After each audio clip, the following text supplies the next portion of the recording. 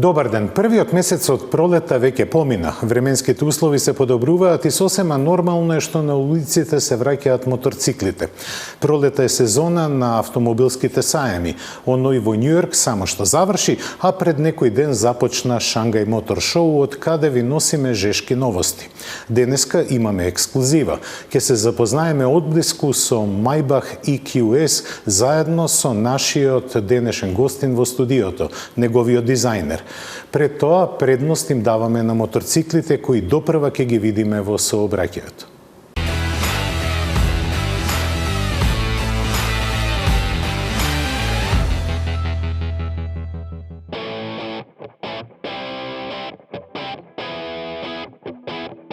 Елеганција, сестраност и агилност. Тоа се карактеристиките на спорт турер машината, заради кои меѓу моторциклистите постои премолчано правило да се почитуваат без поговор. Обединувајќи ги во себе спортските перформанси и комфорот за подолги патувања, представуваат оптимална основа за вистинско уживање во возењето. Тоа многу добро го знаат во Ямаха, заради што со Tracer серијата ја издигнаа класата на повисоко пазарно ниво. Поголемиот модел 9 GT за оваа година донесува логични унапредувања, најмногу наменети за оние кои сакаат леснотија во управувањето. Сериозниот изглед е задржан, а можностите за патување надградени со асортиман најдобри технологии. Новата целосно интегрирана електроника вклучува радар и со него поврзани адаптибилен темпомат и систем за сопирање. Прилагодливото ослонување и интелигентните режими на возење се дополнети со систем за навигација. Лесната алуминиумска рамка обезбедува природна ергономија, а жилавиот трицилиндричен агрегат со 890 кубни сантиметри, 119 коњи, доволни за исполнување на сите желби на возачот. Оние кои ќе му забележат за малку поголемата тежина од 223 килограми како алтернатива го имаат на располагање Tracer 7 GT. Неговите перформанси повеќе одговараат за земји како нашата, со патишта со многу свиоци. Според пропорциите, точно на половина пат до поголемите и погломазни спорт турери, овој моторцикл ќе ја донесе страста во возењето во вистинска мерка. Острите линии му даваат изглед многу близок до поголемиот модел, но сепак доволно различен визуелно да не се помешаат. Двоцилиндричниот мотор од 690 кубни сантиметри со своите 73 коњски сили обезбедува доволна агилност за возбудливо возење, а повисоките спецификации ќе ги остават без забелешки оние кои сметаат дека е премал за подолги делници. За жал недостасува добар дел од техниката која се среќава кај 9 GT+, но тоа го компензира со сериозно пониска цена од 10.600 евра наспроти 17.000 на поголемиот му брат.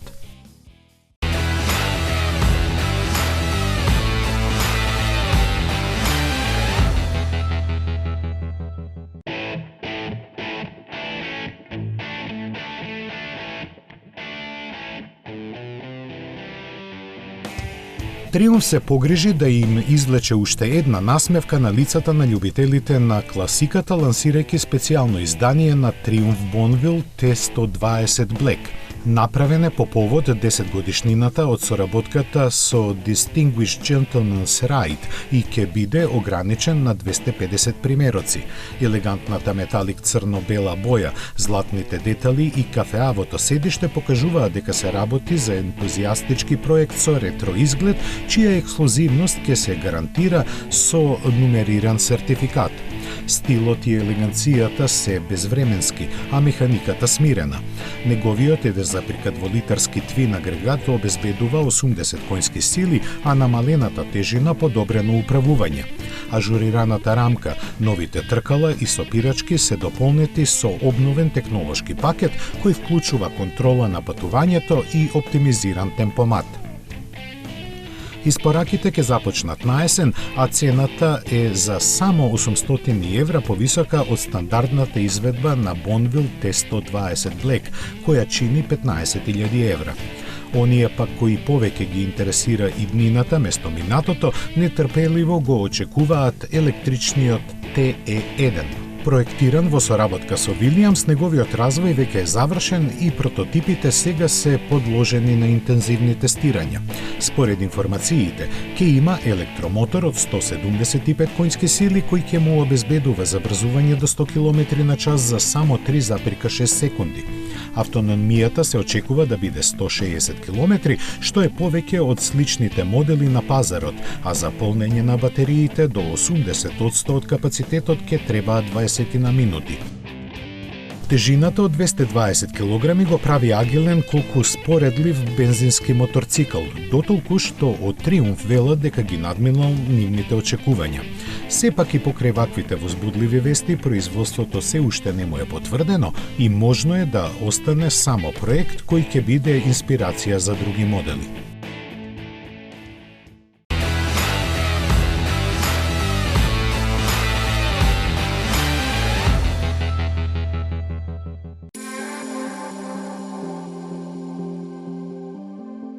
Пред 120 години во за нас револуционерната 1903 Вилијам Харли и браќата Артур и Волтер Дејвидсон ги поставија темелите на најпознатиот производител на моторцикли во светот. Од тогаш многу работи се сменија, но не и имиджот на големите воздушно-ладени машини кои станаа символ на американскиот сон и слобода.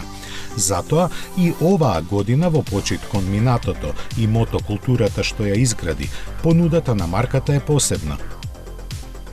Богатото наследство ќе биде одбележано со серија специјални модели произведени во лимитирани количини.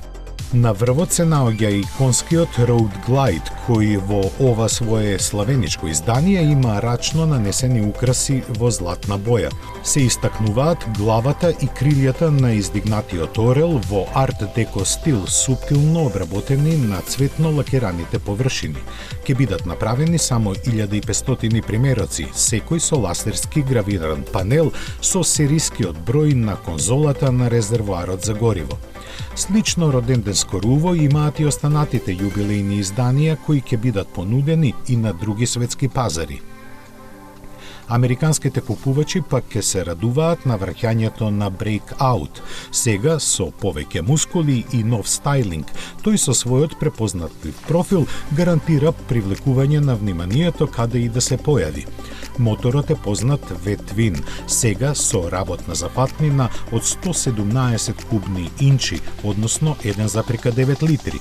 Во другите модели се вградува за нијанса послаб агрегат, но тоа сигурно никого нема да спречи да ужива во возењето во бескрајните асфалтирани пространства, придружуван од неговата бучава.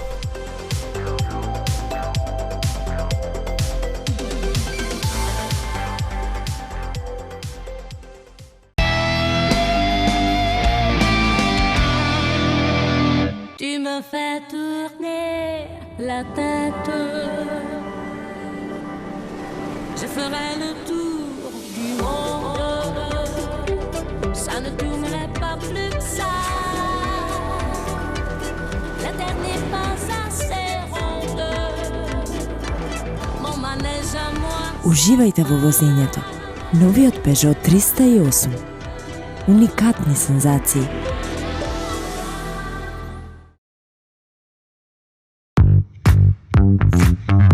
Мислите на ново возило? Одберете возило, Шпаркасе лизинг купува за вас. Вие бирате година, модел, боја, месечна лизинг рата. Ние реализираме Шпаркасе лизинг. Шпаркасе лизинг ги финансира сите видови на патнички возила.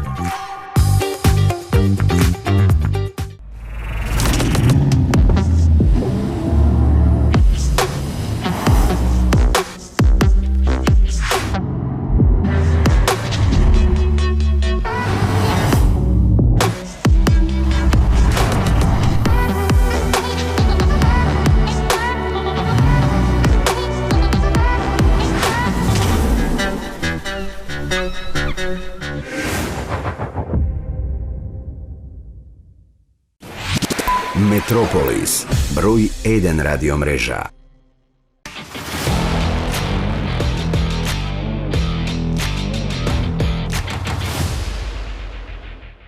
Во Шангај блеснаа многу новитети. Еден од најмаркантните е Volkswagen ID7, кој за разлика од неговите предходници од електричното семејство од Волфсбург, по архитектура е модерен седан.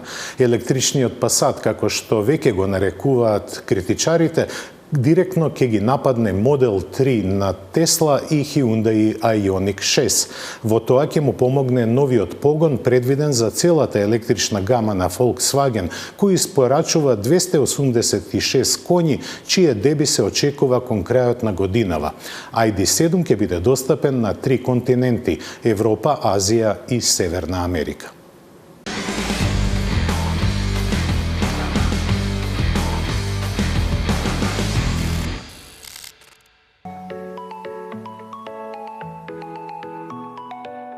Volkswagen ID7 во гамата ќе се позиционира како електричен наследник на Passat. Најавуван како нареден чекор во електрификацијата на марката, овој можеби најголем новитет годинава го освојува вниманието на светот со своите течни, елегантни линии, кои само благо наликуваат на останатите членови на ID семејството. Тенките светла се поврзани со LED лента, а извајаниот браник го насочува воздухот кон вертикалните отвори, помагајќи за постигнување на аеродинамичен коефициент од само 0,23. Највпечатливи детали на препознатливата силуета се сјајните црни столбови и лентите налик на алуминиумски, кои се протегаат над страничните стакла и одлично се вклопуваат со сјајно црниот покрив. А тој по желба може да биде панорамски и со притисок на копче да се затемнува. Брзиот заден дел изгледа благороднички надмено, а светлосната лента на него свети црвено само кога сопирачките се активирани, додека остатокот од времето е бела. ID7 е долг скоро 5 метри и поставен на веќе добро познатата електрична платформа на Volkswagen. Тоа значи дека основната верзија ќе има еден електромотор и погон на задните тркала. Германците не кажаа многу за погонските групи, но веќе знаеме дека за него е наменет нов електромотор кој брои 286 конски сили и 545 ньютон метри вртежен момент. Секако посилните верзии ќе имаат по 2 електромотора кои ќе ги задвижуваат сите тркала. Меѓуоскиното растојание растегнато на 3 метри ветува многу простор во кабината, која е минималистички модерна, но луксузна.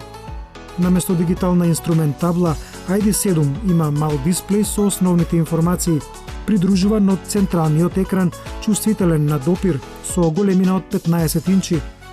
Отворите за вентилација се дигитално контролирани, а со основните функции на возилото може да се командува со глас. На располагање ќе бидат 2 пакета батерии од 77 и 86 киловат-часа, чија автономија се искачува до 700 километри. Верзијата за Европа, која ќе се произведува во фабриката на Volkswagen во Емден, ќе биде понудена во втората половина на годинава, заедно со моделот наменет за Кина, додека Северна Америка ќе чека на него до идната 2024. ID7 е еден од 10 нови електрични модели кои Volkswagen ќе ги лансира до 2026-та. Шангајскиот мотор шоу ни представи многу новитети, но најбитниот и најексклузивниот е Mercedes Maybach EQS SUV. Денеска во нашето студио го имаме господинот Славче Таневски, за да чиј подпис стои дизајнот на ова монументално возило. Добре дојдовте во Автомагазин, не ви е прв пат да гостувате тука, а пред едно година и пол дена се сретнавме во Минхен, каде што беше и премиерата, визуелната премиера на EQS SUV. Кој е предизвикот да се направи едно ултра скапо или ултра премиум возило? Токму така, благодарам на поканата. Мило ми е што сум овде во Македонија. Обично се гледаме на големите светски сајми, како што беше и сајмот во Минхен пред 2 години, каде што го најавивме во концепт издание Maybach SUV, Maybach EQS SUV. Сега го промовираме како верзија за производство.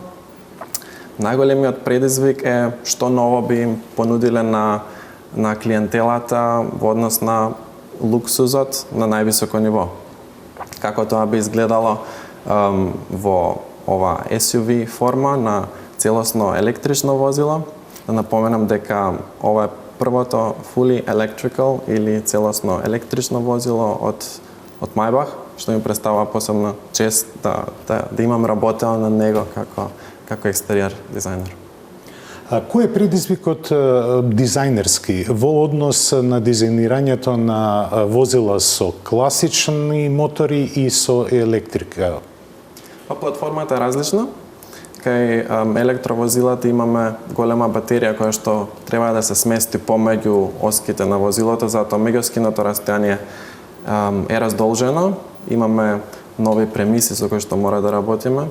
Тоа ни ја подигнува целата кабина нагоре, седиштата, целиот интериер и мора да сметаме на повисоко возило. Кај SUV-ата тоа полесно да се реши, кај лимузините е потешко нормално. Но во секој случај, од друга страна, имаме и позитивни работи, како например помалце технички елементи, електромоторите се помали габаритно, така да тука интериерот добива на простор. Имаме повеќе интериер, повеќе багажен простор за корисниците. Еден од твоите дизајни е и Mercedes SL, ексклузивен кабриолет кој е на една пресвртница. Кој беше предизвикот пак да се направи такво едно возило со такво едно долго педигре и со извонредно голем успех на пазарот и голема вредност кај колекционерите? SL-от е иконска кола, многу битен продукт на Mercedes-Benz за неговиот имидж и низ децениите се има прославено како возило на celebrities и секој го знае SL. Голем предизвик беше во ова време на електровозила и на ниски CO2 емисии да се произведе таков автомобил со големи перформанси и клучен фактор беше дизајнот. Така да мислам дека успеавме да извадиме многу убав, една од најубавите според мене SL генерации, но беше многу критично. Дали ќе го има или воопшто ќе го нема SL-от и се тоа зависеше од дизајнот, затоа што SL-от го продава дизајнот, механиката веќе имаме од AMG, таа е безпрекорна и ова е друг аспект кој што е примавлив за мене како дизајнер, да можам да работам на повеќе различни каросерии, повеќе различни брендови, како например AMG, EQ, Mercedes-Benz и Maybach во случајов сега со најновата премиера. Ајде малку да позборуваме за тебе. Ти си одамна излезен од Македонија, но уште од дете знаеше дека ќе бидеш дизајнер на автомобили. Твоја пасија ја негуваш долго време. Дали би можел да дадеш некоја смерница за нашите млади инженери и дизајнери како да се развиваат и што да прават за да достигнат едно ниво како ти што го имаш достигнато, кој е рака на срце и мораме да бидеме тука нескромни од светски размери? Па уште од како знам за себе, не сум имал план Б. Многу деца сакаат да бидат астронаути, доктори. Јас секој сакав да бидам дизајнер на автомобили и работев цело време на тоа. Треба да се има талент, нормално, за цртање, таа нека уметничка жица да има секој, но пресудно е напорната работа, само иницијативата. Јас секогаш, дури на факултет дека студирав, секогаш си работев проекти надвор од тоа што ми беше зададено, секогаш истражував нови работи, барав туторијали, учев нови софтвери, така да мислам дека е напорната работа, пасијата за тоа што го работите, било во која област, и нормално странските јазици помагаат доста. Значи едукација и само едукација. Добро, но за да се биде дизајнер на автомобили потребно е да се има и голема техничка подготвеност, бидејќи автомобилот пред се е техника, а дизајнот мора да се вклопи во таа техника. Значи мора да се знаат добро и техничките параметри. Тоа оди рака под рака, секако. Јас работам сега со огромен тим на можеби најдобрите инженери во светот од секоја област, од аеродинамика, од производство, интериер, ергономија, така да работиме секогаш во тим. Нормално јас сум задолжен да ги скоординирам сите за возилото да го склопиме на крај и да изгледа убаво, функционално, практично и на крајот на криштата да се исплати кога ќе се продаде. Ке се вратиме малку на EQS SUV. Тој делува монументално. Неговите димензии се огромни, но сепак отпорот на воздух е многу низок. Како се постигнува тоа? Со многу студии на почеток на проектот.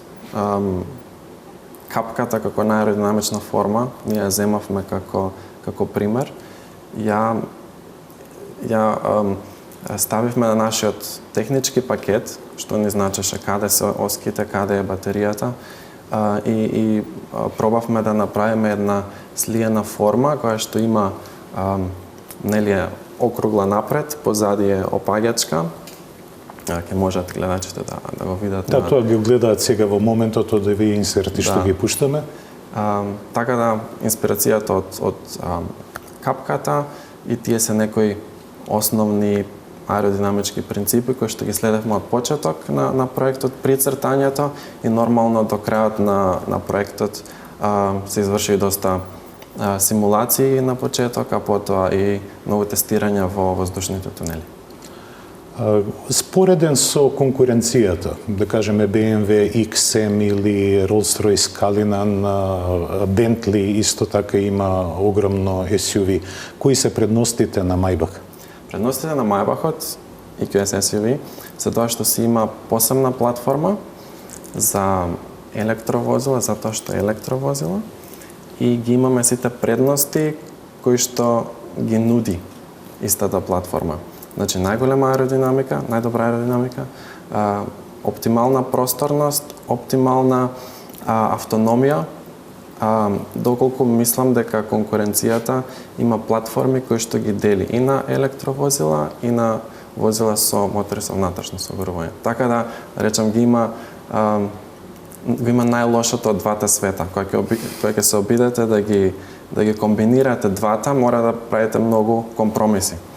Во случајот кај нас, кај EQS и EQE фамилијата, се одлучивме да направиме посебна платформа за нив, за да ги искористиме сите предности кои што би ја нудела таа ексклузивно електрична платформа. Mercedes-Benz е луксузна марка, ексклузивна марка, но и е технолошка марка. Во портфолиото на Mercedes, барем во комерцијалните возила, се и горивните келии. Дали се размислува во тој смер и кај патничките возила? Мислам дека тоа ќе остане барем за сега ексклузивно за товарните возила, за комерцијалните возила, додека кај патничките сме насочени кон електрификација. Строго електрификација. Што може да очекуваме во иднина од подбрендот Maybach и од Mercedes? На што се работи се? Сега не можам да откријам многу. Не многу, но општо. Значи, ќе имаме Maybachот го гледаме како најлуксузен бренд кој што треба да ги оплемени некои од нашите постоечки класи, серии. И така ќе продолжи. Ќе имаме наскоро уште една премиера на уште едно Maybach возило. Но за сега фокусот е на EQS SUV, така да се надевам дека гледачите ќе уживаат. Да, тоа е возило кое ретко кој може да му одолее барем на неговиот изглед и ексклузивност. Славче, јас многу ти благодарам што одвои од твоето скапоцено време да бидеш наш гостин тука во нашето студио. Ти посакувам уште успешни дизајни и се разбира уште многу награди за твоите дела, кои верувам дека ќе бидат и мото за нашите млади инженери и дизајнери да се развиваат понатаму. Знам дека си доста активен и во едукативниот процес. Така, сакам тоа што сум го научил од некој да го предадам на наредната генерација, така се ангажирам помалку и самоиницијативно, така да сум активен на Машинскиот факултет во Скопје, како и на факултетот во Минхен, факултет за дизајн, каде што всушност јас дипломирав. Така да тие институции, образовни институции кои што ме подигнале, се навраќам кај нив и пробувам јас да ги инспирирам наредните генерации. Уште еднаш благодарам и ти посакувам многу успех во твојата понатамошна работа.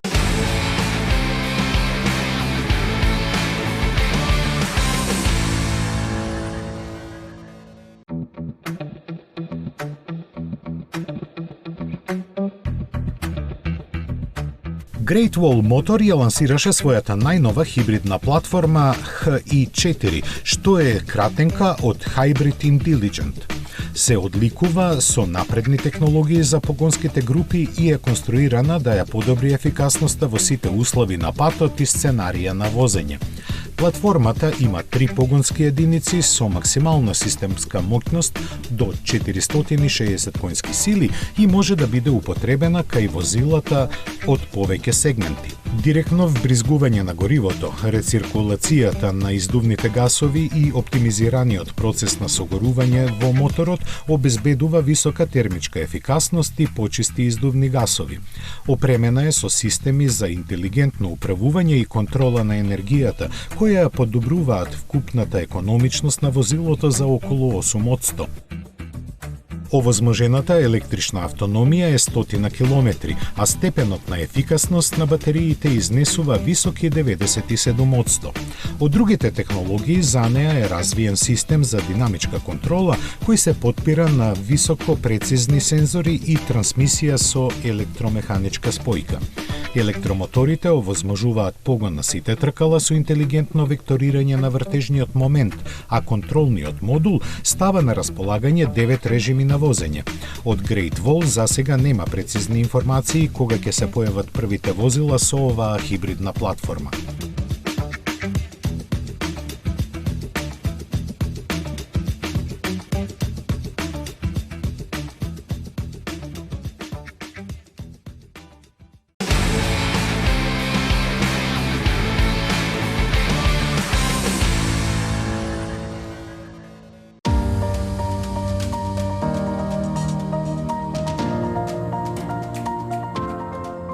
Името Болдмен ретко кому нешто му значи, но ако кажеме дека основач на компанијата е Фридхелм Висман, тогаш многу работи стануваат јасни.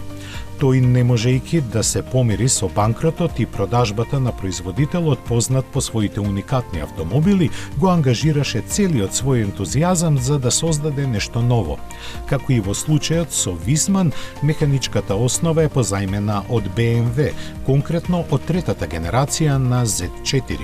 Со големи стилски и технички доработки креиран е отворен двосет кој со своите модерни линии ненападно асоцира на германската перфекција. Буквите во неговата ознака CR4 доаѓаат од зборовите Carbon Roadster, а бројката ја означува максималната моќност што ја испорачува 6-цилиндричниот бензински мотор. Таа изнесува точно 408 конски сили, кои ќе го лансираат до 100 на час за 3,9 секунди. Кому ова му е малку, на располагање и на 500 коњи за силена верзија. Внатрешноста е скоро идентична како кај BMW Z4, но уредена со поскапи материјали, а кај посилната изведба и со повеќе небоени карбонски елементи. Ексклузивниот пакет е заокружен на таква цена – 190, односно 210.000 евра, што е 3 пати повеќе од баварскиот родстер од кој води потекло, па кој сака нека повели.